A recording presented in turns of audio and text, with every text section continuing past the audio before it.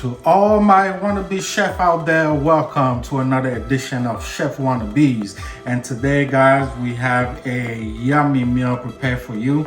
We are going to be making some lamb racks, Greek style with a little twist on it. We have all our ingredients from rosemary to thyme to some garlic, green onions, and also I have some Mediterranean oregano, which is pretty different than your regular Italian oreganos.